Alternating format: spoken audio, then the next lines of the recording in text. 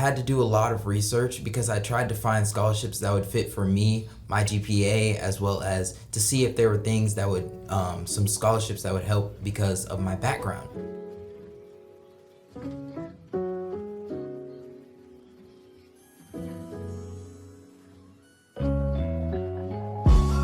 To our scholars, parents, and our community partners, thank you for tuning in to the newest CrosbyCast, recorded at the Goodwill Career Center in Statesville, North Carolina. I'm your host, W.H. Hayes, and I'm joined today by Manny Conrad, Crosby Scholar, and now a student at Elizabeth City State University. How are you doing today? I'm doing pretty good. You? I'm doing pretty good. So for starters, just for our listeners, kind of explain how you were introduced to Crosby. What kind of got you started, what got you hooked on it, and why have you just kind of stuck around?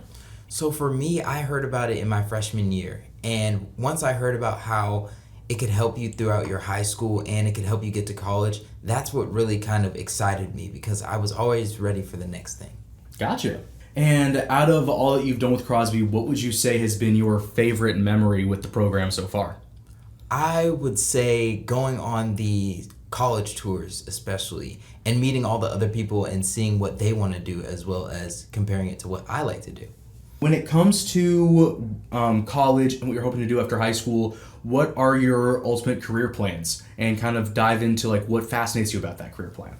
So for me, I want to go to Elizabeth City State University and I want to study aviation sciences so that I can become a pilot, so that I can fly for airlines like Delta or American Airlines. And what really got me interested in that is because my dad used to be a pilot. And so that's what kind of, and all of his stories kind of brought it to light for me. Gotcha. Is there any country or region in particular that you're super excited to be able to fly to? For me, I really want to go to Europe because there's so many things. And then right after that, Spain. Gotcha. Kind of after that, what was your college application process like? What did the college list generation process look like? And ultimately, how did you land on where you applied? So I landed on Elizabeth City, number one, because we were trying to look for something that wasn't as expensive, but that was also in state, so I'm not too far from home.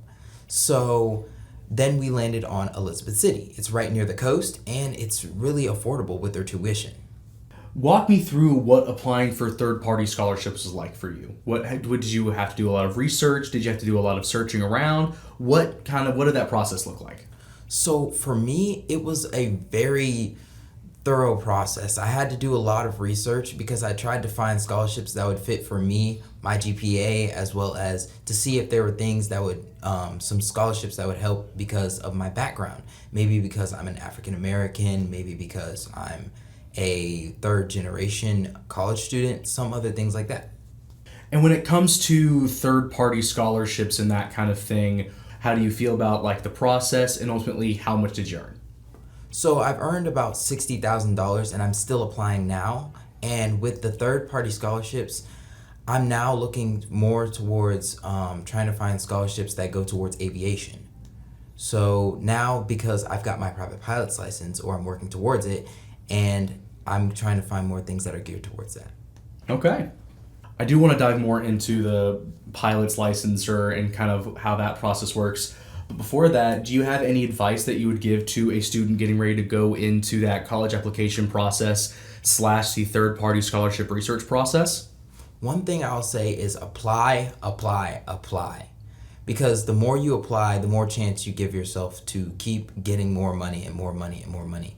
And there's never really a limit that you should stop at. Even if you get a full ride, you should still strive to get more scholarships because it opens you up to more opportunities in your college as well as in your field.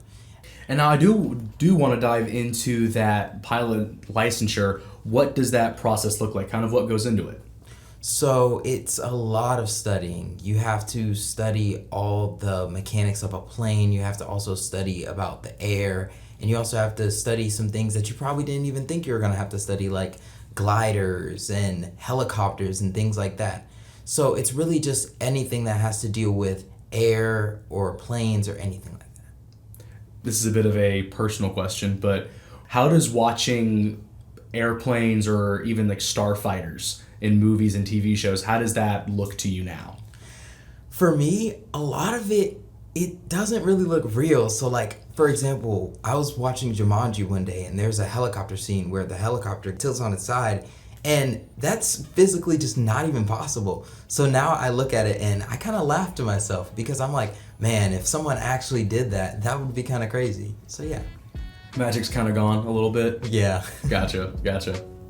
That's pretty much all the questions I have. One last thing I want to ask that I try to ask all my guests is, do you have anything that you would like to celebrate at this point in time?